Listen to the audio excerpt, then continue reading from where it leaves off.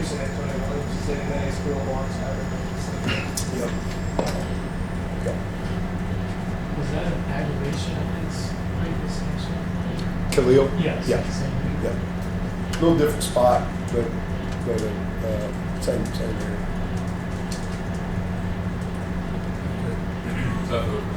What are conversations between you and Garrett? You look like obviously an offense, not playing goal is so much more than just on the offensive coordinator, but like, what do you guys talk about? We talk about a lot. Watch the tape, and we just gotta, gotta make the plays over there. That's easy stuff. Nothing complicated. Just we can do the routine stuff well. And our best player, the biggest issue in that game is our best player didn't play well.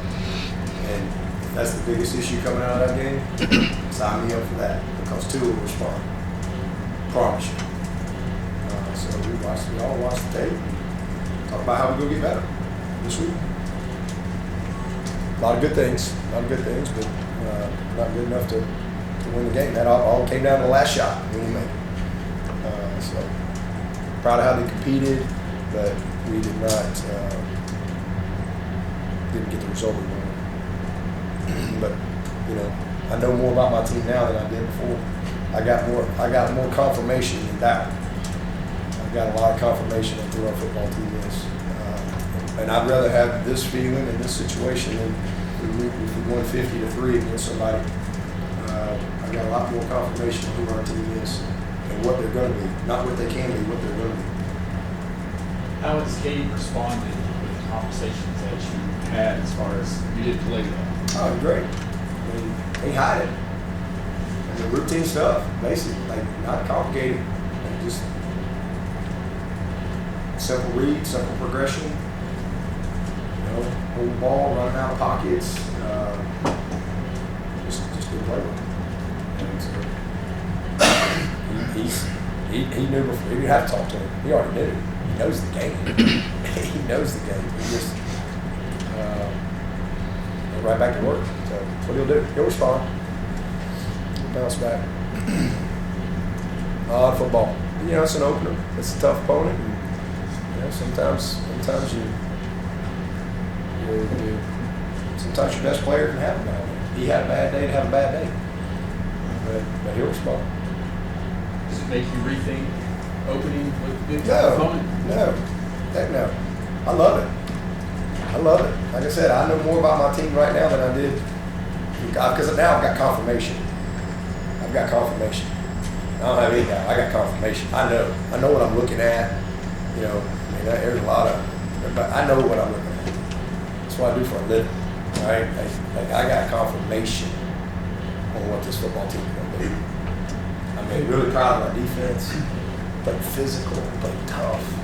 D-line, linebackers. They made a couple of plays. We got clean up penalties. Disappointing that we didn't make one. If we make one of those touchdowns, and again, we got a second, their guy would beat our guy. If we make one of those touchdowns a field goal, it's a 3-point game. And I went for it twice on 4th downs, and we didn't make either play. We dropped the slant to TJ, and then Wesco drops the slant, and then Cade doesn't throw the touchdown to Tyler Brown. The last play is wide open. It's wide open to tie the game. It's wide open. Easiest, and Cade just took off running. So it's disappointing. And sometimes you can try to do too much, and it's an opener, especially if you're not, playing well or whatever. But just more confirmation than doubt. And certainly wasn't just Cade. Like I said, let's go. 2 big misses. Big. We had TJ had a big miss. He got made. It's a contested play. It's football. You make those plays. And he will. They will. They'll get. We didn't even try on the run game. We didn't even give it a chance. So things we got to be better as coaches.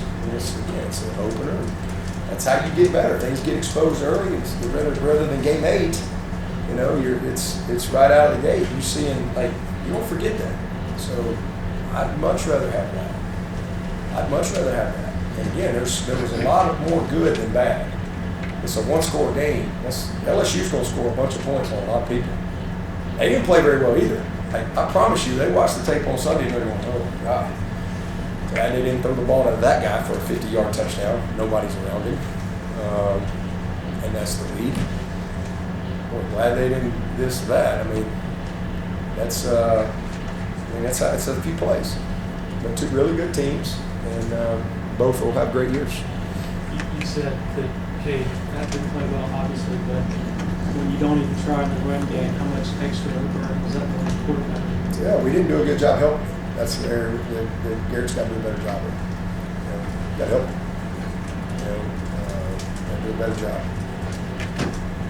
And I got to do a better job making sure that it gets done. And some of the pressure they brought from Cade was something you didn't expect.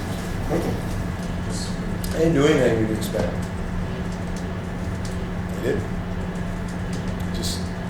He created a lot of pressure. He held the ball. He did throw like 3rd and 12. 3rd and 12. And he took off scrambling. I mean, the read is Tyler Brown. He's the read.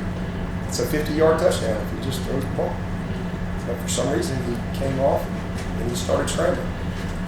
So it's a base play. It's not even complicated. It's a very simple play. We got another play on the play that he threw. He's got a man side, his own side, and he had the slant for maybe a 50-yard touchdown to Wesco. But he threw it right to Sapp in a double coverage. He just base play, day one. And he just didn't read his progression. I mean, it just eyes on the wrong thing. Again, sometimes you just do too much. But he had a bad day. I ain't no other way to say it. I mean, like we gotta. If two ain't a dude, we ain't winning. Dudes got to be dudes. This is big boy football. So I mean, that's just the way it is. And I can't. I mean, he's not a freshman. He ain't a freshman.